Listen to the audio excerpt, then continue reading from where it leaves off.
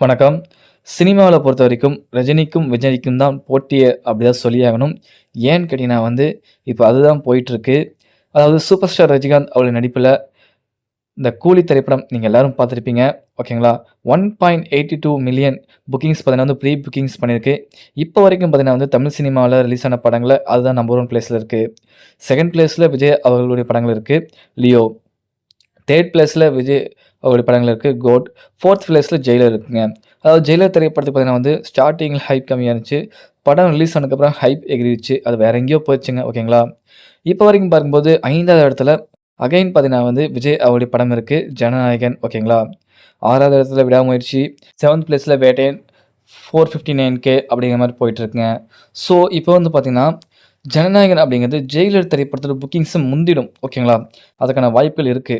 But கூலி திரைப்படத்தோட புக்கிங்ஸ நெருங்குன வாய்ப்புகள் இல்ல. ஓகேங்களா? அதுதான் ரியாலிட்டி.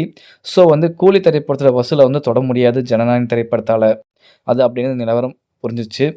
அதாவது உண்மையில் பார்த்தீங்கன்னா, அந்த 151 க்ரோர்ஸ் டே 1 கலெக்ஷன்ஸ் அப்படிங்கிறது பார்த்தீங்கன்னா இப்போ வரைக்கும் பார்த்தீங்கன்னா நம்பர் 1 பிளேஸ்ல இருக்குது. ஓப்பனிங் டே கலெக்ஷன் அப்படிங்கிறது கூலி திரைப்படம், சூப்பர் ஸ்டார் ரஜினிகாந்த் அவருடைய திரைப்படம். அண்ட் பார்த்தீங்கன்னா யுஎஸ் பிரீமியர்ஸ்ல பார்த்தீங்கன்னா, அதாவது 2.2 மில்லியன் பிரீமியர்ஸ் தொட்டதுன்னு பார்த்தீங்கன்னா சூப்பர் ஸ்டார் ரஜினிகாந்த் அவருடைய கூலி திரைப்படம் தான். அதாவது கபாலி திரைப்படத்தோட ரெக்கார்ட் பார்த்தீங்கன்னா கிட்டத்தட்ட 9 வருஷம் கழிச்சு தான் தொட்டிருக்கு.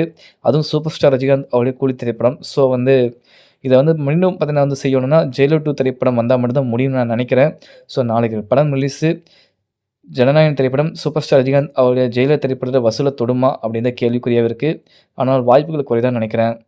வெயிட் பண்ணி பார்ப்போம். நன்றி. மறக்காம சேனலை சப்ஸ்கிரைப் பண்ணி சப்போர்ட் பண்ணுங்க.